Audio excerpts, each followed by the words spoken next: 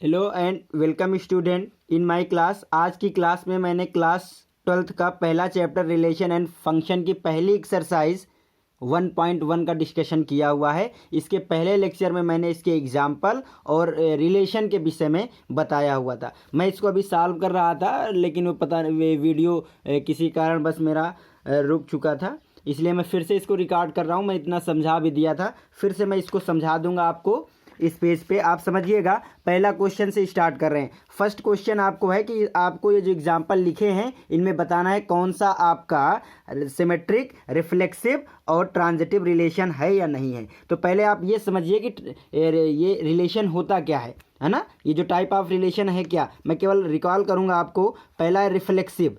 Reflexive के लिए क्या है कि आपकी कोई भी सेट, अगर आपको किसी भी सेट से आप एलिमेंट ले रहे हैं, कोई एक नॉन एम्प्टी सेट है, उसमें अगर एलिमेंट ए है तो ए कॉमा ए टाइप के पेयर आपको रिलेशन में ज़रूर मिलने चाहिए। सभी ए के लिए, ए में जितने भी एलिमेंट है उन सब के लिए ए कॉमा ए टाइप के पेयर ज़रूर मिलेंगे, तो हम लोग उस रिलेशन को रिफ्लेक्सिव बोलेंगे।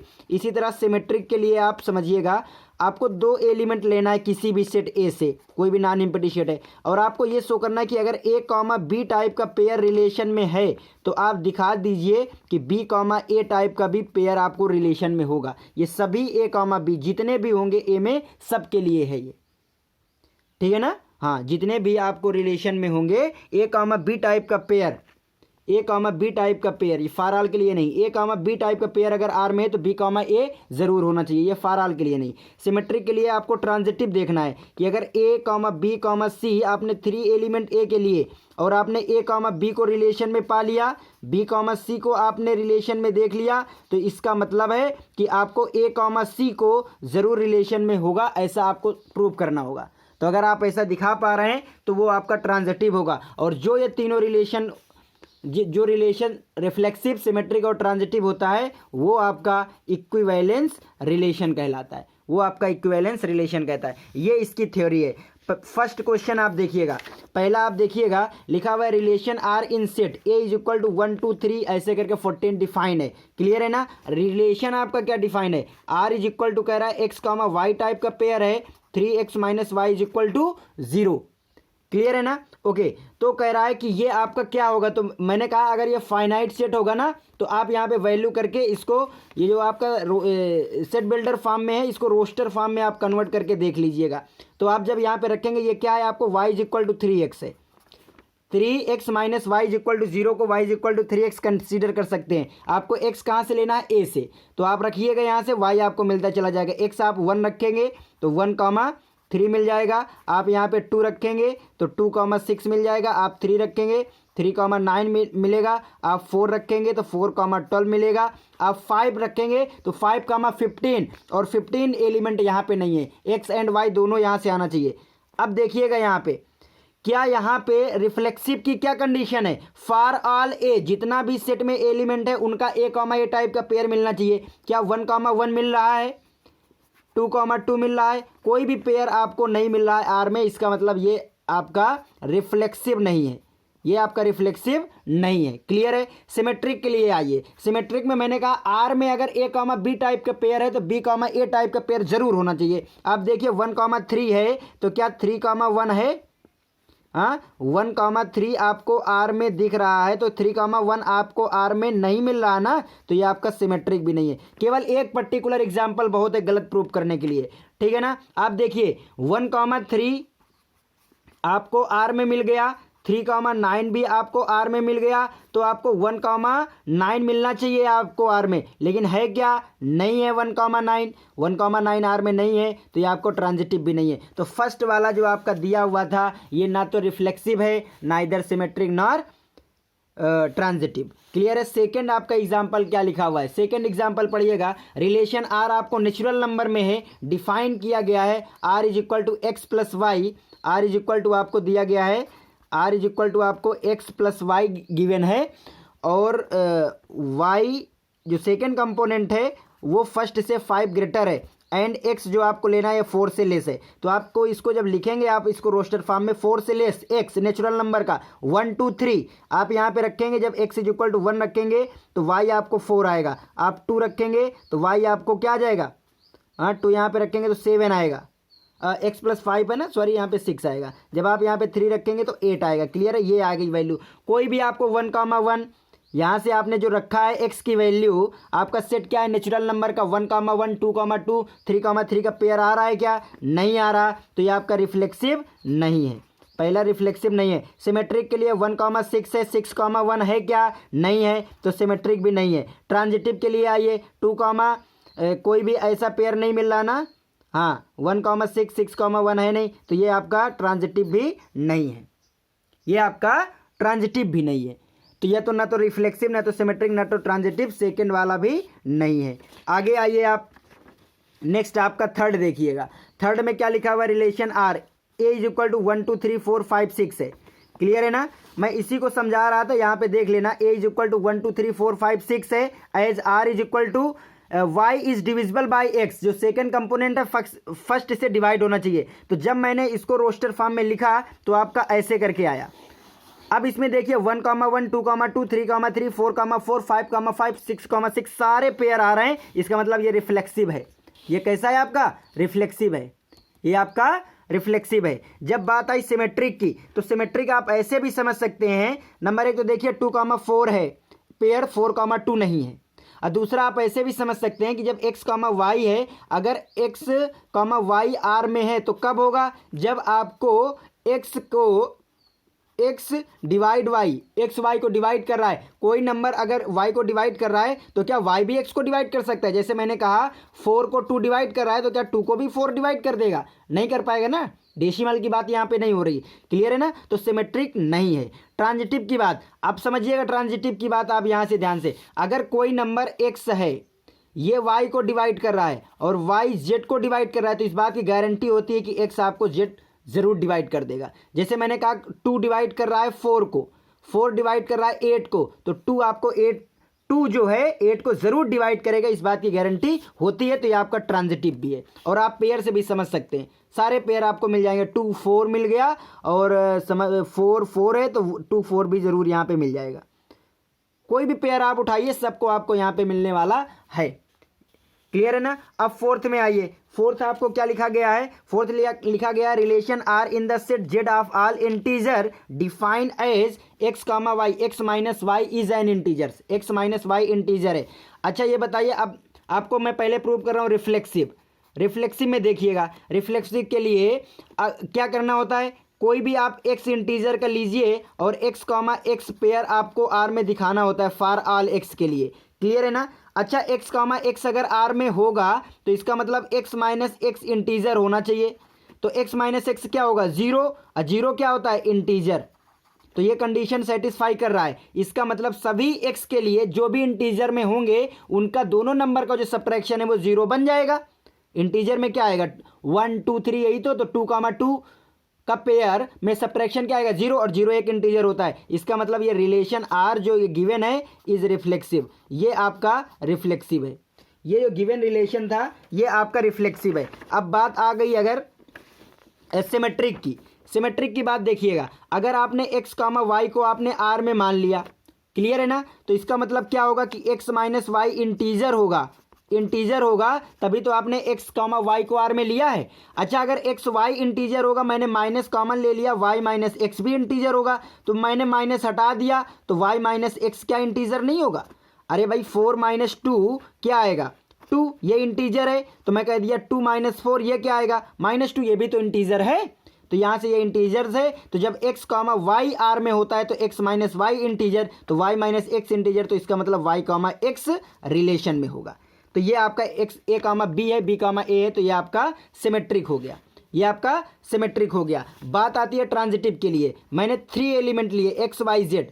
अगर ये एक्स कामा वाई टाइप का पेयर आर में है, वाई कामा जेड टाइप का पेयर मैंने आर में ले लिया, ठीक है ना। अब मुझे शो ये कर देना है कि एक्स कामा जेड भी आपका आर में है। अगर एक्स कामा जेड आर में होगा तो इसका मतलब एक्स माइनस जेड इंटीजर होगा। क्लियर है ना। अच्छा एक्स कामा वाई अगर आर में है तो इसका मतलब एक्स माइनस वाई क्या होगा? इंटीजर।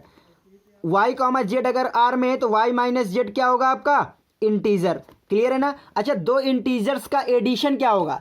अगर एक इंटीजर है दूसरा भी इंटीजर्स है तो दो इंटीजर्स का एडिशन हमेशा इंटीजर्स होता है। 6 इंटीजर्स माइनस का 4 इंटीजर, दोनों का ऐड करोगे तो 2 आएगा, वो भी इंटीजर। क्लियर है? तो यहाँ से जब ऐड करेंगे तो x minus y plus y minus z, ये भी आपका इंटीजर होगा। और यहाँ पे देखिए y से y cancel out, x minus Z भी आपका इंटीजर्स होगा। अब देखिए जब x कामा वाई आपका r में है तो इसका मतलब था कि x माइनस वाई इंटीजर होगा, तो इसका मतलब x माइनस जेड अगर इंटीजर से तो x minus z x comma z आपका r में होगा, और यही आपको दिखाना है। तो इसका मतलब ये आपका जो है ट्रांजिटिव भी है। तो ये रिलेशन आपका रिफ्लेक्सिव, सिमेट्रिक और ट्रांजिटिव दोनों है। क्लियर है? आगे आपका फोर्थ है। फोर्थ में रिलेशन आर आपको लिखा है, in the set A of human being to in a town at a particular time given by, क्या गिवन है आपको? रिलेशन आर दिया है x comma y, x and y work at the same place, x and y same place पे work करते हैं। अच्छा यहाँ पे देखिएगा, अगर एक्स एंड वाई आपका सेम प्लेस पे वर्क करते हैं, इसको आपको रिफ्लेक्सिव, सिमेट्रिक, ट्रांजिटिव दिखाना है। तो मैंने कहा अगर एक्स कॉमा एक्स, भाई एक्स एंड वाई वही पेयर होंगे ना, एक्स एंड वाई जो साथ साथ काम करें एक ही जगह पे काम करेंगे, वो पेयर आएंगे। तो भाई एक आदमी खुद के पास ही रहेगा ना, काम करने के लिए, तो एक्स कॉमा एक्स तो आपको आर में मिल जाएगा, यानी ये आपका सिमेट्रिक है। क्लियर? ये आप थोड़ा सा माइंड लगाइएगा। अब बात आती है आपको ट्रांजिटिव के लिए, तो एक्स कामा वाई अगर आर में है तो एक्स कामा वाई आर में क्यों है? एक्स जो है वो वाई के पास काम कर रहा है, तो क्या वाई कामा एक्स आर में नहीं होगा? भाई एक्स वाई के पास काम कर रहा है तो वाई भी तो एक्स के पास काम कर रहा होगा, तभी तो ये बोल पाएंगे। थोड़ा सा दिमाग लगाने की बात है। तो आपको यहाँ से ये रिफ्लेक्सिव भी है, ये आपका सिमेट्रिक भी हो गया। बात आई ट्रांजिटिव की। आप देखिएगा अगर एक्स वाई के प्लेस पे काम कर रहा है, यानी पास में काम कर रहा है, वाई जेड के पास में काम कर रहा है, आप बताइए ये इसके पास में है y के और y जेड के पास में है, तो क्या x जेड के पास में नहीं होगा? तो x जेड भी r में होगा, क्योंकि वो भी उसके पास में काम करेगा। ये थोड़ी सी बात सोचने वाली है आपको। क्लियर है ना? इसी तरीके ये है, x and y live in same place, एक ही सेम प्लेस पे, सेम लोकेलिटी पे अगर रहेंगे तो भाई एक आदमी एक्स कामा एक्स वो तो खुद के पास ही रहेगा। अगर एक्स वाई के पास रहता है तो वाई भी एक्स के पास रहेगा ना, थोड़ा सा एक्स वाई के पास रहता है, वाई जेड के पास रहता है, तो एक्स जेड के पास तो रहेगा ही रहेगा। तो सिमेट्रिक, ट्रांजिटिव ये आपको आसानी से आ गए। क्लियर है ना? सी नंबर देखिएगा, सी नंबर को आप ध्यान से देखिएगा। सी नंबर कह रहा है कि x is exactly 7 centimetre taller y, यहाँ पे x कॉमा x का पेयर r में नहीं आएगा। खुद आदमी, जैसे मेरी हाइट सपोज दैट 5 फीट की है, तो मेरी हाइट 5 फीट से मेरे से रहेगी, बढ़ थोड़ी जाएगी। तो x कॉमा x इसका इसके साथ जो मेजर होगा हाइट का वो इक्वलिटी का होगा। 7 सेंटीमीटर कभी भी ग्रेटर नहीं हो सकती है खुद की हाइट खुद से। क्लियर है ना? अब x एंड y की, अब इसमें क्या है कि x की हाइट जो है y से 7 सेंटीमीटर ग्रेटर है। x is exactly 7 centimetre taller y, x greater है। क्लियर है ना? तो y थोड़ी ग्रेटर हो सकता है x प्लस 7 से, ये नहीं हो सकता है कभी भी, है ना? अगर x छोटा है, x बड़ा है 7 सेंटीमीटर, तो y कॉमा x r में नहीं हो सकता। इसका मतलब क्या? अगर ये r में है तो y बड़ा होना चाहिए 7 सेंटीमीटर, ऐसा नहीं है। ये अगर बड़ा है, ये छोटा है, तो फिर ये छोटा ही रहेगा, बड़ा नहीं हो सकता। क्लियर है ना? इसी तरह ये ट्रांजिटिव भी नहीं होगा। अगर ये आपसे 7 सेंटीमीटर छोटा है y, और जेड आपका 7 सेंटीमीटर छोटा है, तो यहाँ से एक्स जो है वो जेड से 7 सेंटीमीटर नहीं बल्कि 14 सेंटीमीटर छोटा हो जाएगा, तो ये भी आपको आर में नहीं जाएगा। ये छोटी छोटी बातें आपको केवल ध्यान रखना है। बात समझ में आए ना? तो ये आपको ट्रांजिटिव, रिफ्लेक्सिव, सिमेट्रिक और ट्रांजिटिव नहीं हुआ, ये वाला कोई भी नहीं हुआ, ना तो रिफ्लेक्सिव, ना सिमेट्रिक, ना ट्रांजिटिव। यहाँ पे देखिए x is y of wife of y, इसमें भी दिमाग लगाइए आप। छोटी सी कह रहा है एक्स है, तो एक्स कॉमा एक्स पेयर अगर आर में होगा तो इसका मतलब एक्स एक्स की वाइफ है। खुद आदमी खुद का कैसा वाइफ हो जाएगा? नहीं होगा ना एक आदमी। हाँ, असिमेट्रिक के लिए एक्स वाई की वाइफ है, तो क्या वाई जो है एक्स का वाइफ हो जाएगा क्या? नहीं, वो तो हस्बैंड होगा ना उसका।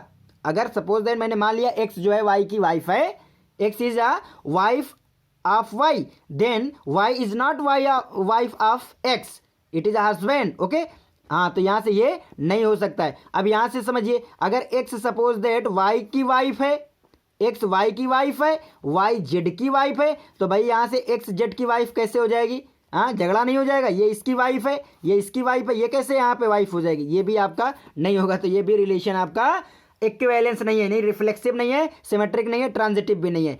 फादर की बात, x is a father of y, यहाँ पर आप समझ सकते हैं खुद आदमी खुद का फादर नहीं हो सकता। क्लियर है ना? X and y, x is a father of y, then y is the father of x नहीं हो सकता ना, वो तो सन होगा। हाँ, अगर x is a father of y, y is the father of z, then x is the father of z, ये कैसे हो सकता है? वो भी उसका फादर नहीं होगा। तो ये भी आपका रिलेशन नहीं है। ये दो थे आपका रिफ्लेक्सिव, सिमेट्रिक, ट्रांजिटिव, ये भी थे, बट ये तीनों नहीं थे। थोड़ी थोड़ी बारीक है, मैंने इसको इसीलिए जल्दी कराया हुआ है। आप समझेंगे तो समझ में आ जाएगा, अदरवाइज लेक्चर लेंदी हो जाएगा, इसलिए मैंने इसको जल्दी कराया। क्वेश्चन नंबर 2 देखिएगा। So that the relation R in the set R of the real number defined as r is equal to a comma b such that a less than or equal to b square is neither reflexive nor symmetric nor transitive। पहले बात करते हैं हम लोग first reflexive की, बात करते हैं रिफ्लेक्सिव की। तो रिफ्लेक्सिव के लिए अगर रिलेशन किस में है? रियल नंबर में। मैंने एक रियल नंबर का एलिमेंट लिया तो a कामा a आपका r में होना चाहिए, a कामा a r में होना चाहिए। अच्छा, a कामा a अगर r में है तो a less than or equal to A square होना चाहिए। क्लियर है ना? A is less than or equal to A square होना चाहिए। तो ये सभी के लिए नहीं है। क्यों नहीं है? आप देखिएगा रियल नंबर पे, तो यहां पे ए जो है less than or equal to A square होना चाहिए। क्लियर है ना? तो ये तो होगा, ये आपको हो रहा है, ये आपको कंडीशन सेटिस्फाई हो रही है आपकी ये वाली। आर का एलिमेंट ए कामा है, क्योंकि रियल नंबर पे आप कोई भी एलिमेंट लीजिएगा, सपोज दैट आपने 1 कामा 1 ले लिया, 1 कामा 1 ले लिया, तो यहाँ पे जो फर्स्ट कंपोनेंट है वो सेकंड के स्क्वायर के इक्वल होगा, यानी इक्वलिटी तो यहाँ पे होल्ड हो रही है।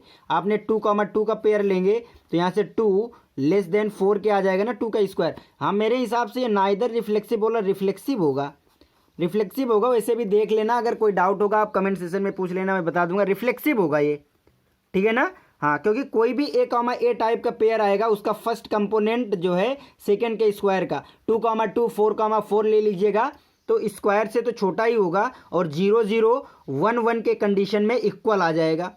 तो ये आपका रिफ्लेक्सिव होगा मेरे हिसाब से। चलिए ठीक है, सिमेट्रिक के लिए बात करते हैं। सिमेट्रिक नहीं होगा। ए कामा बी अगर आपने आर में लिया है तो इसका मतलब A is less than or equal to B है। क्लियर है ना? तो ये आपका कभी भी इक्वल नहीं हो सकता B less than or equal to A square के, ये कभी भी नहीं हो सकता। ये अगर आप ऐसे भी समझ लो, ए अगर less than or equal to B square के है तो बी कभी भी less than or equal to A square के नहीं हो सकता फॉर ऑल के लिए। किसी एक के लिए हो जाए तो ठीक है, सभी के लिए नहीं हो सकता। तो यहाँ पे ये कंडीशन नहीं लगेगी। इसका मतलब क्या है कि अगर ये होगा नहीं तो इसका मतलब बी कामा ए आपके आर में आएंगे नहीं, तो इसका मतलब ये रिफ्लेक्सिव तो है बट सिमेट्रिक नहीं है, नाइदर सिमेट्रिक। बात समझ में आई ना? ट्रांजिटिव के लिए देख लीजिएगा, ए बी सी मैंने 3 आपने रियल नंबर से ले लिए। मैंने कहा ए कामा बी आपका आर में है, ठीक है, बी कामा सी आपका आर में है, वो भी ठीक है। तो आपका ए कामा सी आर में होना चाहिए, नहीं होगा। क्यों? क्योंकि A less than or equal to B square है, A less than or equal to B square है, B less than or equal to C square है।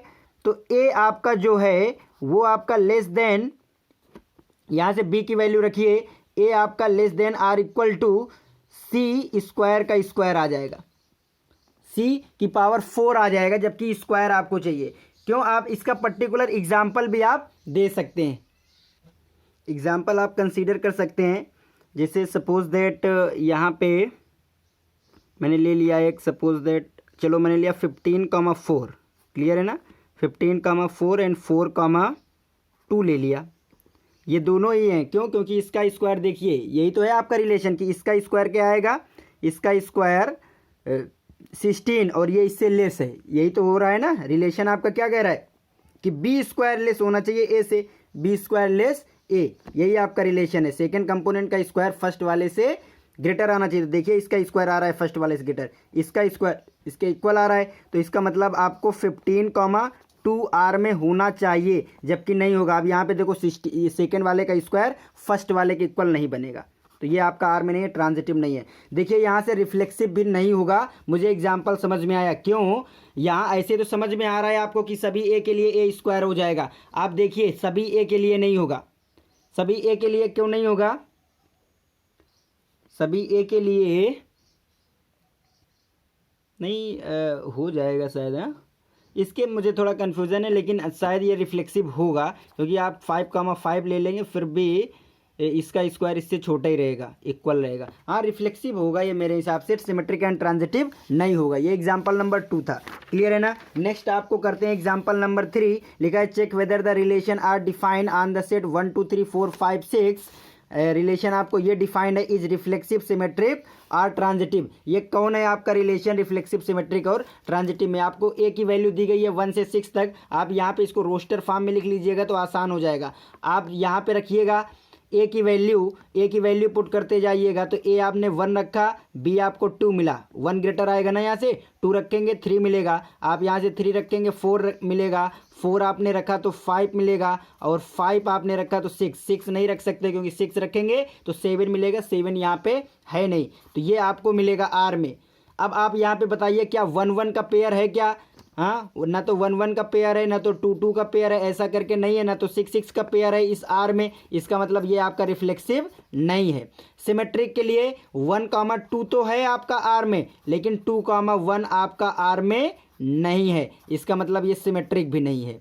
सिमेट्रिक के बाद ट्रांजिटिव में आइए। आप यहाँ से देख रहे हैं 1 2 है, 2 3 है, 1 2 है, 2 3 है, किसमें? आर में। तो क्या 1 3 है आपका आर में? तो नहीं है, 1 3 यहाँ पे नहीं है। तो ये तो ना तो सिमेट्रिक है, ना ट्रांजिटिव है आपका, और ना ही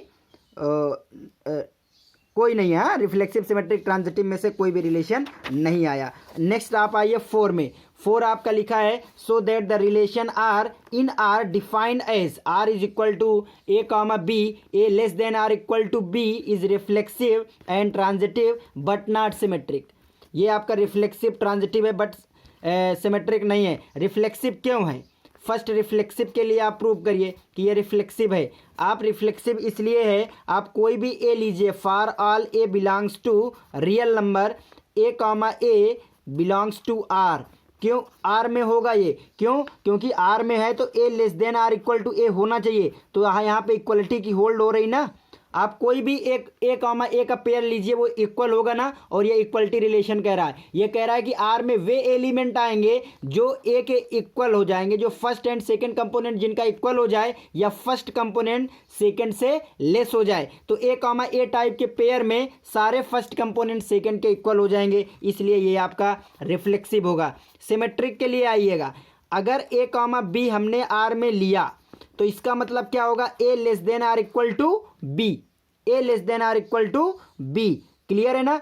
तो इसको आप कभी भी B less than or equal to A नहीं लिख सकते। अगर ए लेस देन बी है तो बी लेस देन ए नहीं हो सकता। इसका मतलब बी और ए आपका आर में नहीं आएंगे, इसका मतलब ये सिमेट्रिक नहीं है। आप काउंटर एग्जाम्पल भी दे सकते हैं। आपने सपोज दैट यहाँ से ले लिया, आपको 1 2 जो है वो आर में मिल जाएगा। क्यों? क्योंकि यहाँ से 1 लेस देन 2 है। क्लियर है ना कंडीशन? आपको क्या 2 1 आर में मिलेगा? ये आपको नहीं मिलेगा। क्यों? क्योंकि 2 जो है वो 1 के लेस नहीं है। ये काउंटर एग्जाम्पल भी दे सकते हैं। नेक्स्ट आइएगा तीसरे में, ट्रांजिटिव के लिए। ट्रांजिटिव के लिए अगर ए बी सी आपने आर में ले लिया, ए बी सी आपने आर में ले लिया, A less than or equal to B, B less than or equal to C है। भाई यही तो हुआ भाई, ए बी सी लिया तो इसका मतलब ए बी आपने आर में लिया और बी और सी आपने आर में कंसीडर किया। अब आपका एम है कि ए और सी भी आर में है, तो यहाँ से अगर ए बी आर में है तो ए छोटा होगा बी से, और बी और सी आर में है तो बी भी छोटा होगा या इक्वल होगा सी के। अब ये बताइए अगर ए लेस है बी के, बी लेस है, इनको कंपोज करके लिखिए तो A less than or equal to C आएगा कि नहीं आएगा? ओके, इसका मतलब ए सी आपको आर में जाएगा कि नहीं जाएगा? तो ये आपका ट्रांजिटिव हुआ। तो ये ऐसे करके प्रूव हो गया, इजिली प्रूव होगा। आप थोड़ा सा बस दिमाग लगाइएगा। नेक्स्ट क्वेश्चन नंबर 5 में आइए। Check whether the relation R in R defined by ऐसे R is equal to A B, A less than or equal to B की पावर 3 इज रिफ्लेक्सिव, सिमेट्रिक और ट्रांजिटिव। ये आपका रिफ्लेक्सिव है कि नहीं है? ये आपका सिमेट्रिक है कि नहीं है? ये आपका ट्रांजिटिव है कि नहीं है? ये आपको प्रूफ करना है। क्लियर है ना। चलिए देखते हैं यहाँ पे प्रूफ के लिए आइएगा। आप अगर रियल नंबर से कोई भी ए आपने रियल का उठाया तो आपको ए कॉमा ए टाइप का एलिमेंट मिलेगा, ए कॉमा ए टाइप का एलिमेंट मिलेगा। अब उसमें रिलेशन क्या होना चाहिए, अगर ये आर में है तो इसका मतलब क्या, ए लेस देन ए क्यूब हो या ए इक्वल टू ए क्यूब हो। तो ये तो होगा नहीं, वन में बनेगा, वन में केवल बनेगा, बल्कि ये आपका बन जाएगा, ये आपका less than or equal to, कोई भी एक कंडीशन होल्ड होनी चाहिए। तो जितने भी ए कॉमा ए टाइप के पेयर होंगे उसके लिए ये आपका हो जाएगा। इसका मतलब ये आपका रिफ्लेक्सिव है, ये आपका रिफ्लेक्सिव होगा। क्लियर है ना। कोई भी रियल नंबर का आप 2,2 सपोज दैट लिए हैं तो ये आपका आर का एलिमेंट है, क्योंकि सेकंड का जो क्यूब है वो फर्स्ट वाले से लेस है। क्लियर है ना। तो रिफ्लेक्सिव है ये फॉर ऑल के लिए, for all A comma A belongs to R. Symmetric के लिए सिमेट्रिक नहीं होगा। आप एग्जाम्पल दे सकते हैं, क्यों, आप एग्जाम्पल ऐसे देख सकते हैं कि आपने 1,2 ले लिया, 2,3 ले लीजिए। 2,3 आपका आर में है, क्यों है, क्योंकि 2,3 आर में इसलिए है क्योंकि 2 less than or equal to 3 के क्यूब के इक्वल है। बट 3 का क्यूब जो है, बट यहाँ पे 3 का जो क्यूब है वो less than or equal to 2 के नहीं है। इसका मतलब 3,2 जो है आपका आर में नहीं हो सकता है, क्योंकि इसका जो क्यूब है, 2 का जो क्यूब है ना, ये जो भाई अगर 2,3 आर में है, आप दिखाना चाहते हैं 3,2 भी आर में है, तो ये सेकंड वाले का क्यूब, सेकंड वाले का क्यूब ये less than or equal to first होना चाहिए। यही तो कह रहा है, ये तो यहाँ पे हो रहा है। हाँ, ये काउंटर एग्जाम्पल आपका शायद रॉन्ग हो गया, क्योंकि यहाँ पे ये सही बैठ गई कंडीशन। आप दूसरा कोई ले लीजिएगा, हो नहीं सकता है ऐसे। हाँ, जीरो के केस में नहीं होगा, आप जीरो का कोई ले लीजिएगा। जैसे मैंने सपोज दैट ले लिया 0,2 ले लिया। हाँ ठीक है, 0,2 आपका आर में होगा, क्योंकि यहाँ पे जो 2 का क्यूब है, सेकंड वाले का क्यूब है, वो फर्स्ट वाले से लेस आर इक्वल है। लेकिन क्या 2,0 के लिए 2,0 अगर आर में है तो 0 का cube less or equal to 2 होना चाहिए, है ना, जबकि ये रॉन्ग हो जाएगा। ठीक है ना। तो 0,2 तो आर में होगा, लेकिन 2,0 इस तरह काउंटर एग्जाम्पल आपको मिलने वाले हैं। ट्रांजिटिव में आइएगा। ट्रांजिटिव आपको कंडीशन जो है देखनी पड़ेगी यहाँ से कि ये ट्रांजिटिव होगा कि नहीं होगा। तो अगर ए लेस देन बी के है और आपको बी क्यूब के है, और बी आपका जो है वो less than or equal to C के है, सी क्यूब के, तो इसका मतलब है आप बी यहाँ पे रखेंगे तो ए आपका less than or equal to B की वैल्यू यहाँ पे पुट करेंगे। अगर इक्वलिटी में भी पुट करेंगे, अगर इक्वल भी हम मान लेंगे, नहीं छोटा मानेंगे, तब भी ये आपका सी की पावर 6 आएगा। तो ए आपका less than or equal to C की पावर 6 होना चाहिए। ये सी की पावर 3, कोई ना कोई ऐसा काउंटर एग्जाम्पल जरूर मिल जाएगा जो उसको गलत कर देगा। इसके लिए आप काउंटर एग्जाम्पल देख सकते हैं। ठीक है ना। जैसे मैंने आपको एग्जाम्पल एक कंसीडर कराया, मैंने ले लिया 26,3, ये मैंने आर का एलिमेंट ले लिया। क्यों, क्योंकि 3 का जो क्यूब है वो इससे स्मॉल है ना। यहाँ से 27 आएगा इस 3 का क्यूब, जो लेस देन है 26 से। क्लियर है ना। और मैंने दूसरा एग्जाम ले लिया 3,2 ले लिया, ए कॉमा बी कॉमा सी, ये आपका आर में है। आपका अगर ये आर में है तो इसका मतलब 26 और 2 भी आर में होना चाहिए, जबकि ऐसा नहीं होगा। क्यों, क्योंकि 26 आपका लेस नहीं होगा 2 के क्यूब से।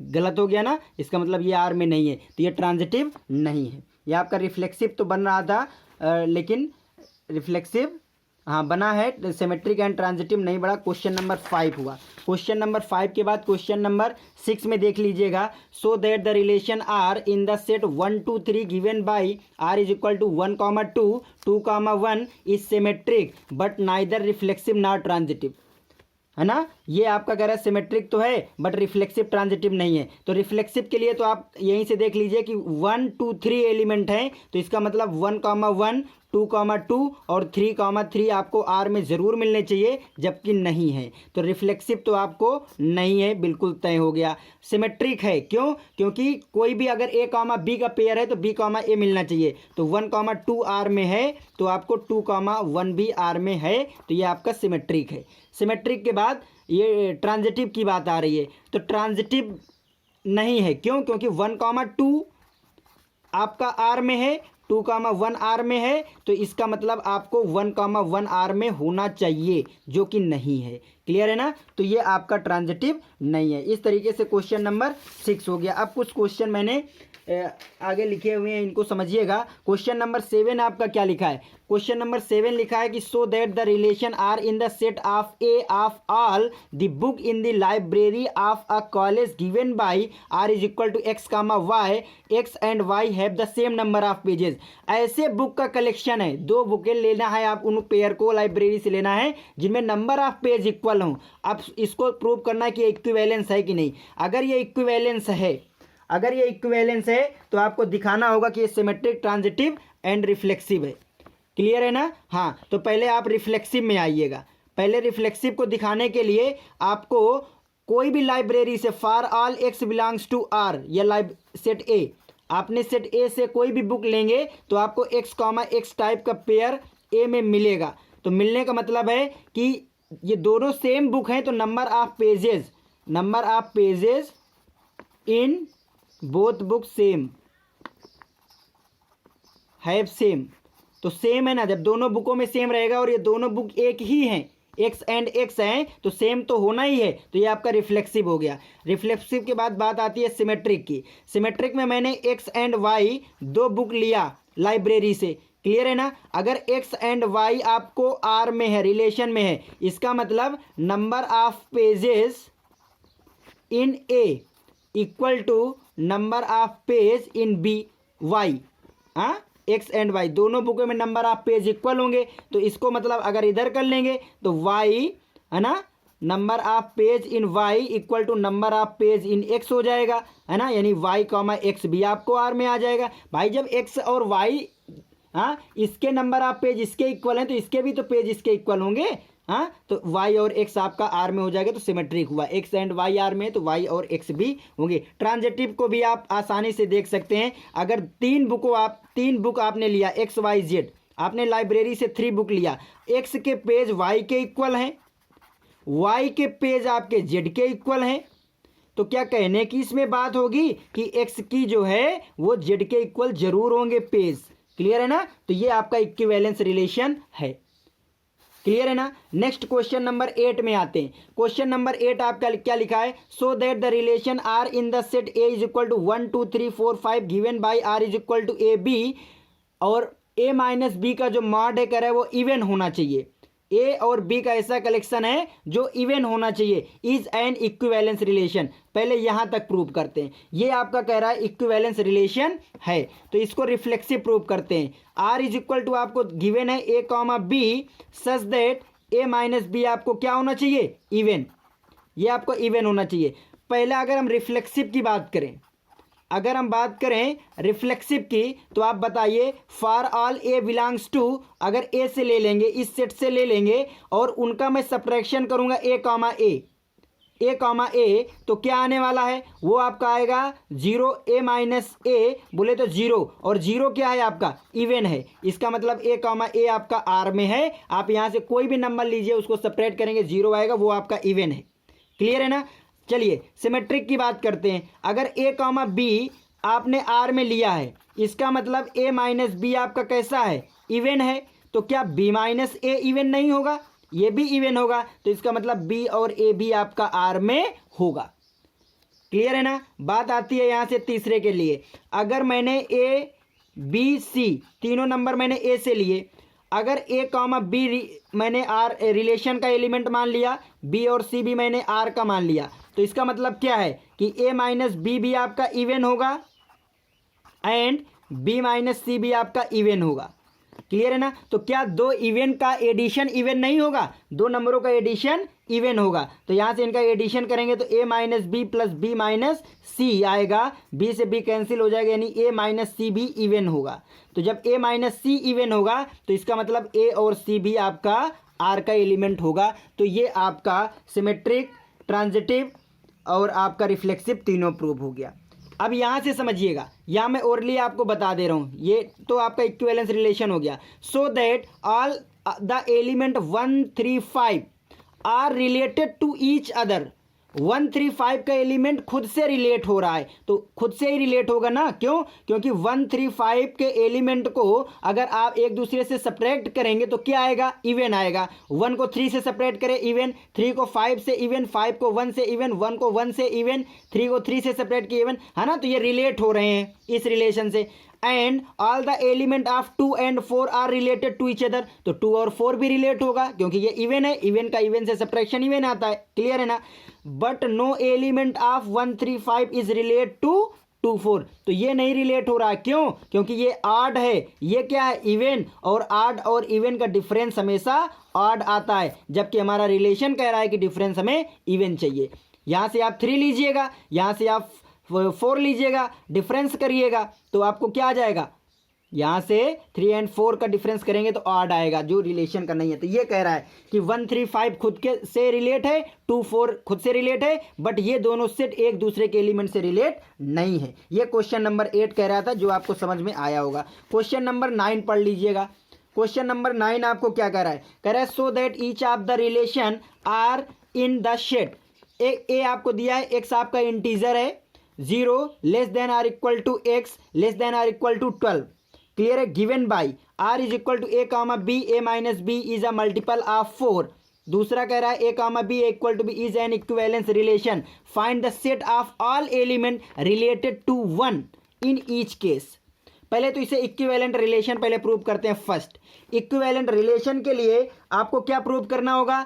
वही फर्स्ट आपको रिफ्लेक्सिव के लिए आपको देखिएगा फटाफट, अगर मैंने एक एलिमेंट सेट से ले लिया ए से, तो आपको ए कामा ए आपको आर में दिखाना है, तो ए कामा ए क्या हो जाएगा? ए कामा ए अगर आर में होगा, ए कामा ए आर में होगा तो ये कंडीशन सेटिस्फाई करनी होगी, यानी मॉड ए माइनस ए आपका मल्टीपल होना चाहिए 4 का। ये क्या आएगा? 0, 0 इज द मल्टीपल ऑफ 4, ये 4 का मल्टीपल है।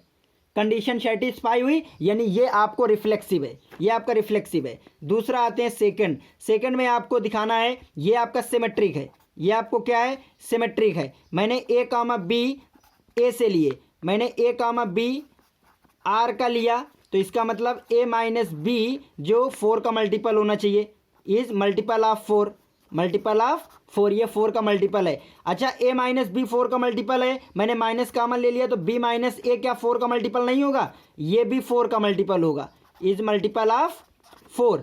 तो जब आप ए कामा बी अगर आर में होता है तो ए माइनस बी मल्टीपल होता है, तो बी माइनस ए मल्टीपल है अगर 4 का, तो इसका मतलब बी और ए भी आर में होंगे, इसका मतलब ये आपका सिमेट्रिक हुआ। बात आती है थर्ड ट्रांजिटिव की। मैंने यहाँ से ट्रांजिटिव के लिए A B C 3 element R के लिए, क्लियर है ना? अब यहाँ से समझिएगा, ए और बी अगर आर का है, बी और सी आपका आर का है, आपको दिखाना होगा कि ए और सी भी आर के हैं।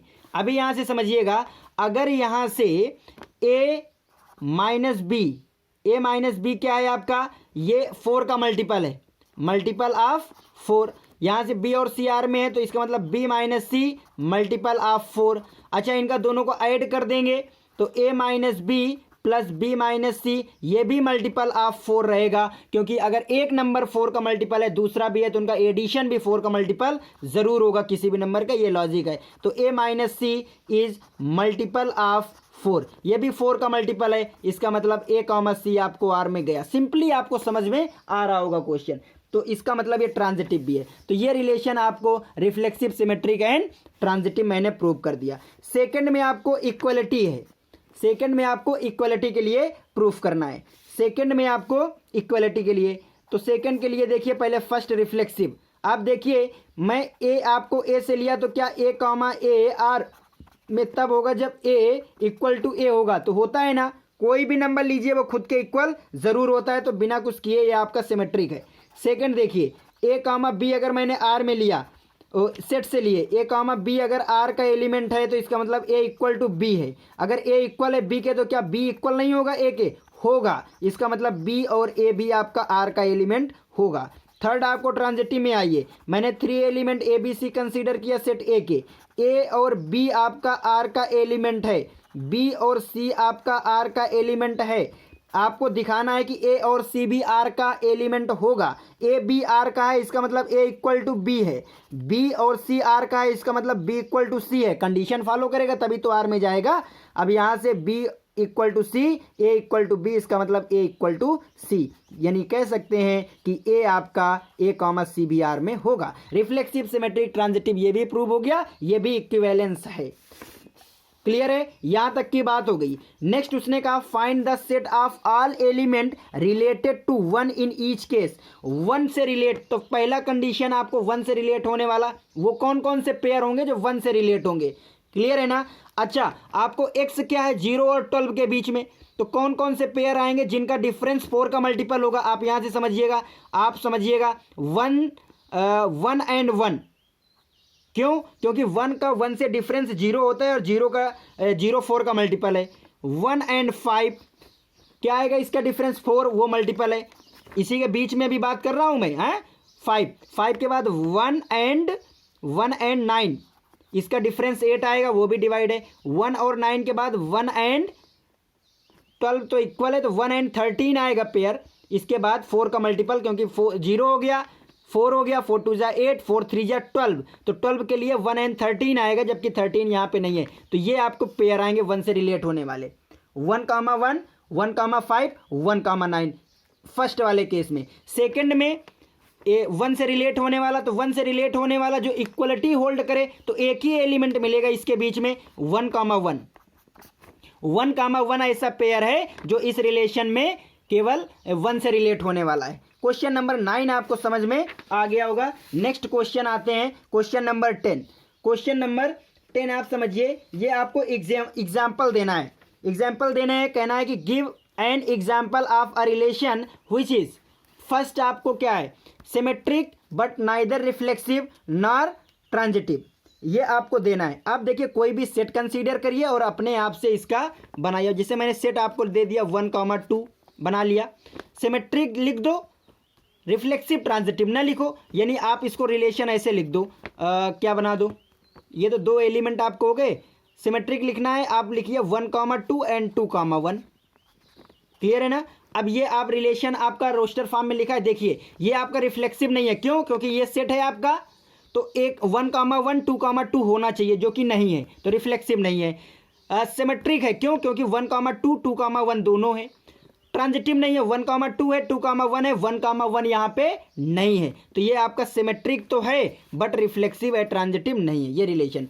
सेकंड रिलेशन आप देखिएगा, सेकंड आपको क्या कह रहा है, सेकंड कह रहा है ट्रांजिटिव बट नाइदर रिफ्लेक्सिव और नार सिमेट्रिक। यहां पर भी आप लीजिए ए इज इक्वल टू मैंने लिया 1, 2, 3, ए इज इक्वल टू मैंने लिया 1, 2, 3।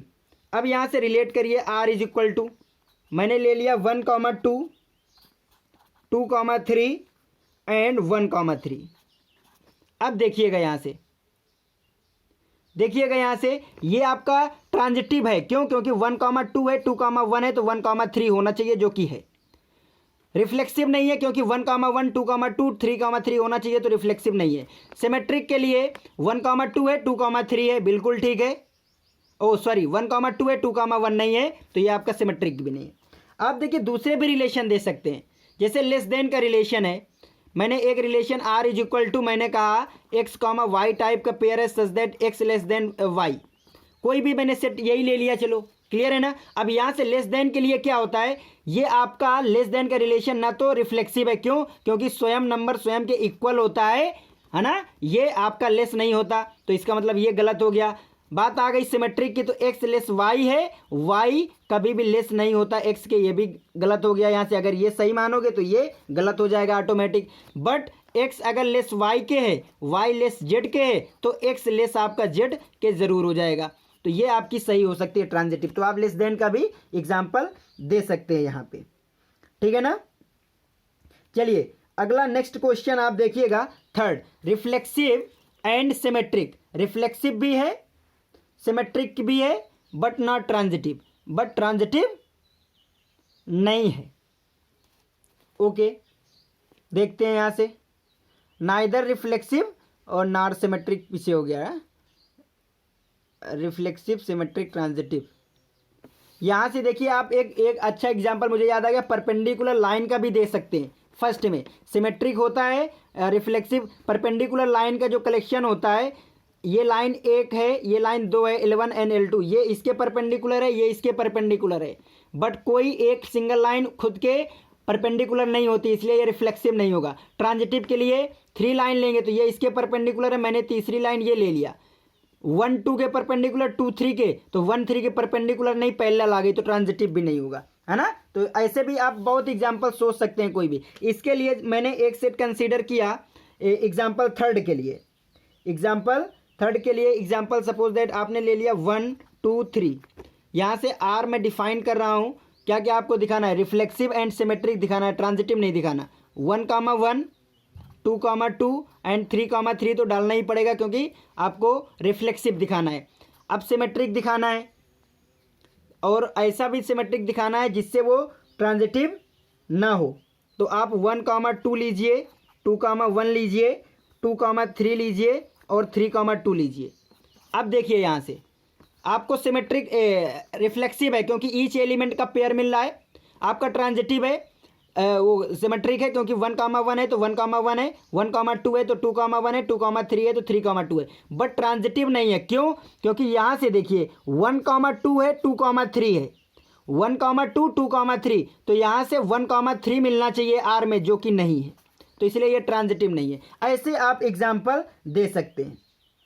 क्लियर है ना। नेक्स्ट आपका है रिफ्लेक्सिव हो, ये आपका रिफ्लेक्सिव हो, ट्रांजिटिव हो, reflexive transitive but not symmetric, symmetric ना हो। आप इसमें लेस देन दे सकते हैं, लेस देन का R is equal to suppose that आपने X comma Y such that x less than or equal to, equal लगाना पड़ेगा तब रिफ्लेक्सिव हो जाएगा। एक कोई भी आप ले सकते हैं। चलिए रियल नंबर का सेट ले लिया, रियल नंबर के सेट में आप ऐसा करेंगे, ये आपका रिफ्लेक्सिव है, ट्रांजिटिव है, अभी अभी मैंने पीछे बताया है, और सिमेट्रिक नहीं हो सकता। एक्स अगर वाई के लेस है तो ये कभी भी वाई लेस एक्स नहीं होगा, है ना। बट यहाँ से इक्वल लगा है तो यहाँ से एक्स इक्वल वाई है तो वाई इक्वल एक्स हो जाएगा इक्वल के लिए। तो वो आपका इक्वल किसके लिए होगा? जब एक्स कॉमा एक्स यानी रिफ्लेक्सिव के लिए। और ट्रांजिटिव के लिए हो जाएगा X less than or equal to Y, Y less than or equal to Z, तो X less than or equal to Z हो ही जाना है। क्लियर है ना। नेक्स्ट आपका एग्जाम्पल देखना है इसके लिए symmetric and transitive but not reflexive. आप इसके लिए भी A is equal to suppose that मैंने हिसाब से 1,2 ले लो और आर इज इक्वल टू आप एलिमेंट लिखो। क्या लिखना है आपको? सिमेट्रिक लिखना है तो आप 1,2 लिख लो, 2,1 लिख लो और 1,1 लिख लो, ये लिख लो। क्लियर है ना। अब यहाँ से देखिए ये आपका सिमेट्रिक है क्योंकि 1,2 है तो 2,1 है, 1,1 है तो 1,1 है। ट्रांजिटिव है क्योंकि 1,2 है, 2,1 है तो 1,1 होना चाहिए, वो है। रिफ्लेक्सिव नहीं है, 1,1 है बट 2,2 आपका आर में नहीं है तो ये आपका रिफ्लेक्सिव नहीं है। बात समझ में आ गया। एग्जाम्पल 10 भी आपको समझ में आ गया होगा। 10 के बाद 11 आओ।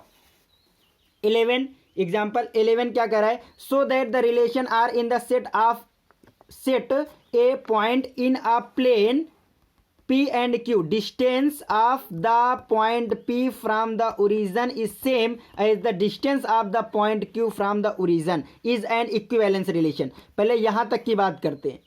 देखिए इसने क्या कहा है, इसने ऐसे करके कहा ये अगर ओरिजिन है तो अगर ये आपका पॉइंट P है, ये अगर आपका पॉइंट Q है तो जितनी डिस्टेंस K पर, जितनी डिस्टेंस R पर ये O से Q पर है, उतनी ही डिस्टेंस के जितने भी पॉइंट का कलेक्शन होगा वो इक्विवेलेंस रिलेशन बनाएगा। क्या P ऐसे तो होगा, उन्हीं का कलेक्शन तो होगा इसके इक्वल, R के इक्वल। हाँ, distance of the point P from the origin is same as the distance at the P, और Q की डिस्टेंस सेम होनी चाहिए, है ना। तो अब आप इसके लिए आप प्रूफ करिए, बहुत आसान हो जाएगा इसका proof.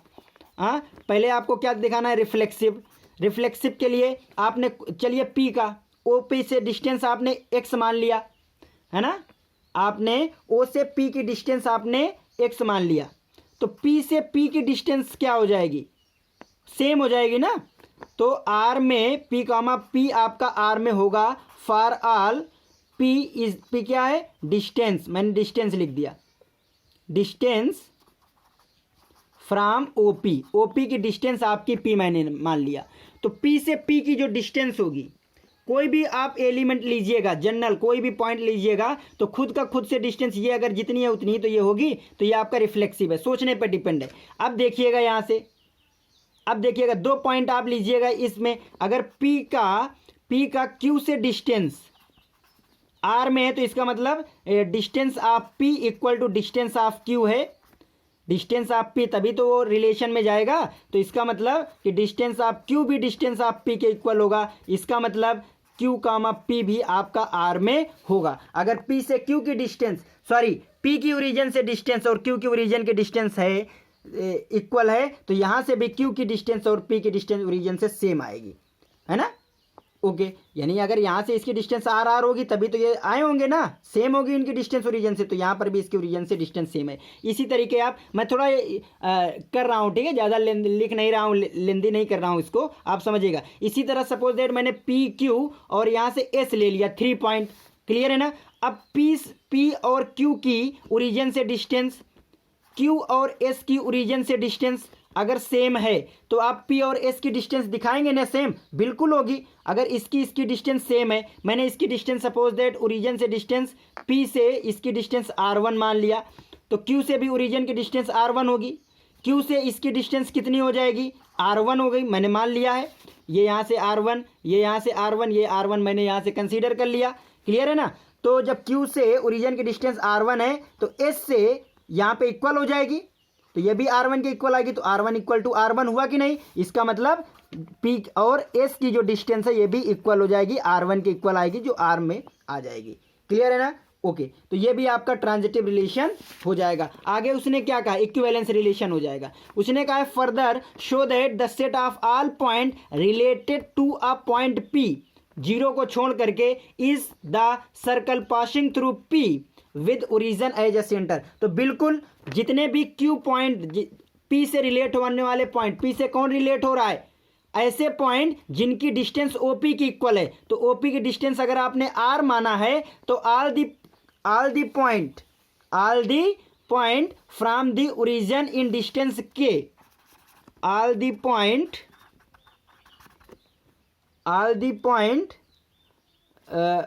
from origin having distance are coming in R, वो आपके रिलेशन में आए। All the points from origin having distance are coming in R, वो आपके R में आए हैं, और यही तो आपका, इन्हीं का कलेक्शन तो आपका that is represent the collection of this point a circle. तो आपको सर्कल तो रिप्रेजेंट करेगा उनका, क्योंकि उनकी जो डिस्टेंस है वो तो R रहेगी ना। हाँ, तो ये सर्कल आपको रिप्रेजेंट होगा। तो ये आप क्वेश्चन नंबर 11 भी आपको आया। 11 के बाद आप 12 में आइए। क्वेश्चन नंबर 12 क्या कह रहा है, 12 कह रहा है so that the relation R defined in the set of A all the triangle as R is equal to T1 is similar to T2 is an equivalence relation. देखिए आप फटाफट इसका प्रूफ देखिए। आपको कह रहा है कोई भी आपका प्लेन है, अगर उसमें सिमिलर ट्रायंगल का कलेक्शन लेंगे तो इक्विवेलेंस रिलेशन हो जाएगा। आप यहाँ से देखिए, मैंने सपोज दैट कोई भी ट्रायंगल आपको डेल्टा 1 लिया, तो क्या डेल्टा वन अगर R में है तो इसका मतलब वो खुद के क्या सिमिलर नहीं होता, तो कोई भी ट्रायंगल है खुद के सिमिलर होता है, इसका मतलब ये रिफ्लेक्सिव है। इसका मतलब क्या हुआ, रिफ्लेक्सिव है। आप फटाफट यहाँ से देखिए, मैंने 2 ट्रायंगल लिए, डेल्टा 1 एंड डेल्टा 2, मैंने 2 ट्रायंगल लिया ट्रायंगल के सेट से, क्लियर है ना। आप यहाँ से समझिए। अब यहाँ से अगर आप यहाँ से समझिएगा, अगर डेल्टा 1 डेल्टा 2 R में है, इसका मतलब क्या हुआ, ट्रायंगल 1 सिमिलर टू ट्रायंगल 2। अगर ट्रायंगल 1 ट्रायंगल 2 के सिमिलर है तो ट्रायंगल 2 भी तो सिमिलर होगा ट्रायंगल 1 के। इसका मतलब ट्रायंगल 2 और भी ट्रायंगल 1 ये भी आपके R में होंगे क्योंकि सिमिलर है, क्लियर है ना। तो ये इसका मतलब ये आपका सिमेट्रिक हो गया।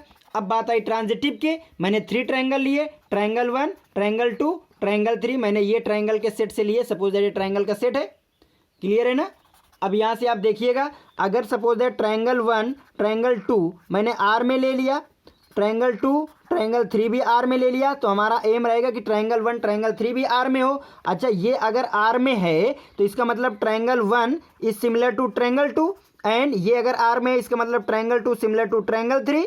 इसका मतलब क्या, ये इसके सिमिलर, ये इसके सिमिलर, तो सिमिलरिटी से क्या समझ में आया कि ट्रायंगल 1 सिमिलर है ट्रायंगल 3 के, इसका मतलब ट्रायंगल 1 एंड ट्रायंगल 3 आपका आर में होगा। इसका मतलब ये आपका इक्विवेलेंस रिलेशन हो गया।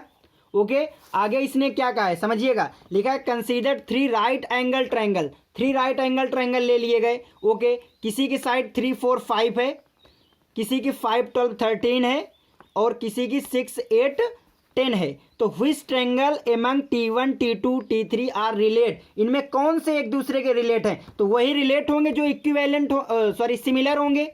तो देखिए कौन किसके सिमिलर है, यहाँ से 3 5, यहाँ से 5 12, यहाँ से 6। देखिए 3 के टेबल में तो ये आता नहीं, तो 2 टाइम्स है और ये ज़्यादा है, तो ये मल्टीपल नहीं है, इनका रेशियो सेम नहीं है।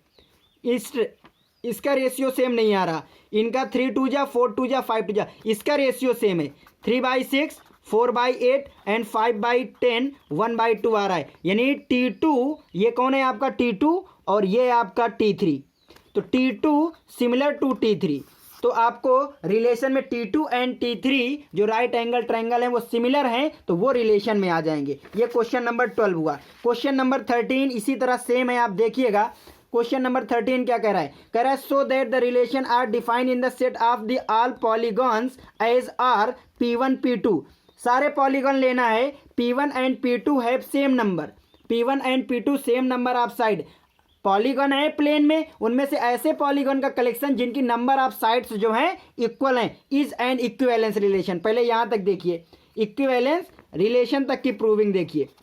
सीधा आप देखिएगा, मैंने कोई पॉलीगॉन आपसे P1 ले लिया, पॉलीगॉन के सेट से मैंने P1 ले लिया, ये पॉलीगॉन का सेट है, मैंने मान लिया P1 ले लिया, तो P1 P1 रिलेशन में होगा। क्यों होगा, क्योंकि दोनों P1 सेम है ना, बोथ है सेम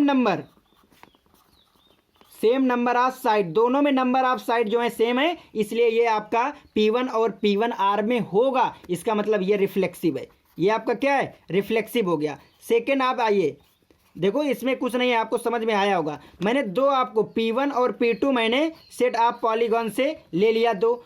अब यहाँ से देखिए, अगर P1 और P2 रिलेशन में मैंने मान लिया जाता है सिमेट्रिक के लिए, इसका मतलब number of side in P1 is equal to number of side in P2। दोनों में साइड इक्वल होगी तभी तो आर में आया है, तो इसकी साइड इसके इक्वल या इसकी साइड इसकी इक्वल, इसका मतलब नंबर ऑफ P2 की साइड नंबर ऑफ P1 के भी इक्वल आ जाएगी। इसका मतलब क्या हुआ कि P2 और P1 भी आपका आर में होगा। ये भी आपका सिमेट्रिक यहाँ से आसानी से दिख गया सिमेट्रिक। ओके, बात आती है इसके बाद ट्रांजिटिव की। ट्रांजिटिव में मैंने 3 ले लिया, P1 P2 P3, मैंने 3 पॉलीगॉन ले लिया इस सेट से। क्लियर है ना। अब यहाँ पे देखिए, अगर P1 और P2 मैंने मान लिया कि आर में है, P2 एंड P3 मैंने मान लिया आर में है, तो इसका मतलब P1 और P3 आर में दिखाना चाहिए। अच्छा, P1 और P2 अगर आर में है तो number of P1, number of का मतलब साइड से है, equal to number of P2, side के इक्वल हो जाएंगी। एंड इसकी साइड जो है नंबर ऑफ P2, इसकी साइड नंबर ऑफ P3 के इक्वल होंगे। तो देखिए ना, इसका नंबर इसके इक्वल, इसका नंबर इसका इक्वल, यानी नंबर ऑफ P1 यानी P1 की जो साइड है वो P3 के साइड के इक्वल आ जाएंगी। इसका मतलब P1 और P3 जो है वो आपका आर में चला जाएगा, तो ये ट्रांजिटिव भी होगा। क्लियर है ना। ओके, आगे आइए। What is the set of all element in A related to the right angle triangle T with side 3 4 5। कह रहा है कि एक 3 4 5 साइड्स का एक ट्रायंगल है, तो इस ट्रायंगल से रिलेट होने वाला जो कलेक्शन होगा ट्रायंगल का वो क्या बनेगा। देखिए पॉलीगन का रिलेशन कैसा है, वो पॉलीगन P1 P2 आएंगे, ऑर्डर्ड पेयर बनेंगे रिलेशन में जिनके नंबर ऑफ साइड इक्वल हैं। तो अगर इस ट्रायंगल का कोई पेयर बनेगा तो वही बनेगा जिसकी साइड कितनी हो, 3 हो। तो वो राइट एंगल हो या इक्विवेलेंट, क्योंकि यहाँ पे ट्रायंगल की बात हुई नहीं, साइड की बात हुई है ज्योमेट्री की में। ठीक है, तो ऑल द ट्रायंगल, वो सारे पेयर बन जाएंगे जो कोई भी ट्रायंगल होगा। तो इससे रिलेट होने वाला जो गिवन ट्रायंगल है, तो the set of all triangle in plane is related to the given relation. The set of all triangle in plane is related to the given relation with the given triangle. Given triangle, जो given triangle है उससे पूरे triangle का जो set होगा वो relate हो जाएगा. क्वेश्चन नंबर 13 भी आपको आया होगा. नेक्स्ट क्वेश्चन नंबर 14 देखिएगा. लिखा है let L be the set of all line in x y plane. कोई एक्स वाई प्लेन है, उसमें ऐसे वैसे करके कोई भी लाइन ड्रा करिएगा. आपको आर क्या लेना है, relation R L defined as L1 L2, उनका पेयर लेना है जो दोनों कैसी हो, पैरेलल हो. ऐसा पेयर लेना है जो पैरेलल हो. So that R is an equivalence relation. Equivalence आपको दिखाना है. ओके, बाद में बात करते हैं और दूसरे के. चलिए, आप पहला क्या है, रिफ्लेक्सिव. आप खट से देखिएगा, क्या अगर L1 मैंने L से ले लिया, सेट ऑफ लाइन से ले लिया, तो L1 और L1 R में नहीं होगा. होगा, क्यों? क्योंकि L1 पैरेलल टू L1, कोई भी लाइन खुद के पैरेलल होती है, तो ये रिफ्लेक्सिव है. दूसरी बात आ गई सिमेट्रिक की. अगर दो लाइन ले लिया L1 और L2, मैंने L से ले लिया, L1 L2 R में है, तो इसका मतलब L1 पैरेलल है L2 के. अच्छा, L1 पैरेलल है अगर L2 के, तो क्या L2 नहीं होगा पैरेलल L1 के? हाँ, L2 भी तो होगा पैरेलल L1 के, ये भी पैरेलल होगा. इसका मतलब L2 और L1 भी आपका R में होंगे. एग्जैक्ट. हाँ भाई, एक लाइन, अगर ये लाइन ये इसके पैरेलल है तो ये भी तो इसके पैरेलल होगी. ओके, तीसरा ये ट्रांजिटिव में मैंने 3 लाइन लिया, L1 L2 L3, मैंने 3 लाइन ले लिया. L1 L2 R में, L2 L3 R में. क्लियर है? आपको दिखाना है L1 L3 R में होगा. भाई L1 पैरेलल L2 है तभी R में गया, एंड L2 पैरेलल L3 होगा तभी R में जाएगा. तो इसका मतलब है L1 parallel to L2 parallel to L3, L1 L2 L3, ये इसके पैरेलल ये इसके पैरेलल, तो क्या ये पैरेलल नहीं होगा? होगा. L1 पैरेलल टू L3 होगा, L1 पैरेलल टू L3 होगा. ये आपका इक्विवेलेंस रिलेशन प्रूव हो गया. कितना इजी है. ओके, आगे आइए. आगे क्या है, find the set of all line. उन सारी लाइन का कलेक्शन बताइए जो इस लाइन के पैरेलल हो, जो इस लाइन से रिलेट हो. तो इस लाइन से रिलेट होने वाली कौन होगी? Which line is parallel to this line, है ना? The line related to the given line become which is parallel to y is equal to 2x plus 4, जो इसके पैरेलल होंगी. तो इसके पैरेलल लाइन क्या हो जाएगी? y is equal to 2x plus lambda. Lambda कोई भी आपका रियल कांस्टेंट हो सकता है, तो ये रिलेट हो जाएंगी. ये सारी लाइन पैरेलल होंगी. सपोज दैट ये अगर 2x की लाइन है, इसकी लाइन है, तो इसके जो भी ऐसे ऐसे लाइन होंगी वो सारी रिलेट हो जाएंगी. ये क्वेश्चन नंबर 14 था जो आपको समझ में आया होगा. नेक्स्ट क्वेश्चन नंबर 15 है, ऑप्शनल है, आप समझिएगा इसको. इसने कहा let R be the set relation in the set 1 2 3 4 given by R. आपको ऐसे दिया है, चूज द करेक्ट आंसर. है पहला है R is reflexive and symmetric but not transitive, R is reflexive symmetric but not symmetric, ऐसे करके. अब देखिए यहाँ से आप पहले तो 1 2 3 4 आपको दिया गया है, 1 2 3 4, तो 1 1 भी है, 2 2 भी है, और 3 3 भी है, और 4 4 भी है. इसका मतलब ये आपका रिफ्लेक्सिव जरूर होगा.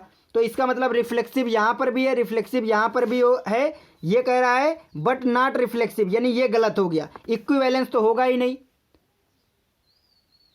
सॉरी, अभी एक सेकेंड प्लीज, है ना. इक्विवेलेंस को ऐसे कैसे बोल सकते, रिफ्लेक्सिव होगा. तो ये आपका सी नंबर कट गया, सी नंबर आपको कट गया. यहां से देखिएगा. अब सी के बाद आप आइए सिमेट्रिक एंड ट्रांजिटिव में. सिमेट्रिक देखिएगा, पहले 1 2 है क्या, तो क्या 2 1 है क्या?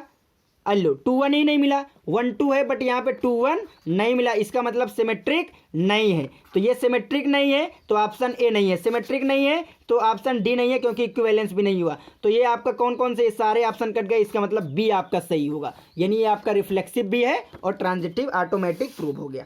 आगे आना है question number 16. Let R be the relation in the set N में दिया गया. कैसे दिया गया? A comma B, A is equal to B minus 2, और बी आपको ग्रेटर लेना है, 6 से ग्रेटर लेना है. Okay, choose the correct answer. यहाँ पे जो पेयर कह रहा है कौन सा रिलेशन में होगा, तो जितने भी ए कॉमा बी हैं उनमें देखिए 2 कॉमा 4, यहाँ पे बी जो लिया गया है वो 4 लिया गया है, जबकि बी कैसा लेना है, 6 से ग्रेटर. तो ये ऑप्शन तो पहले कट गया. यहाँ पे ग्रेटर है आपका, 8 8 8। अच्छा अगर 8 होगा, 8 यहाँ पे बी ले लिया गया 8, क्योंकि 8 है ना, बी अगर 8 लिया गया है तो ए क्या होगा, तो यहाँ पे 8 रखेंगे -2 करेंगे तो ए आपको 6 आएगा, वही तो आएगा। तो 8 के साथ 6 आपको रिलेट हो रहा है सी वाला, ठीक है ना। 7 रखेंगे तो यहाँ पे 7 का रिलेशन 5 होगा, तो ये तो बनेगा नहीं, तो सी, इसके लिए सी सही था और इसके लिए आपका बी सही था। ओके, ये क्वेश्चन नंबर 16 था। ये आपका पूरा रिलेशन और फंक्शन की जो एक्सरसाइज थी ये आपकी फिनिश हो गई। उम्मीद है मैं समझा पाया जैसा भी हुआ। ओके, कोई भी डाउट है, कोई भी दिक्कत है, आप कमेंट सेक्शन में बिल्कुल मुझे बता सकते हैं। और आगे का जो नेक्स्ट लेक्चर होगा अपना वो फंक्शन पे होगा, जो बहुत ही इंपॉर्टेंट है ना। तब तक के लिए बने रहिएगा और इसको समझते रहिएगा अच्छे से। धन्यवाद, जय हिंद।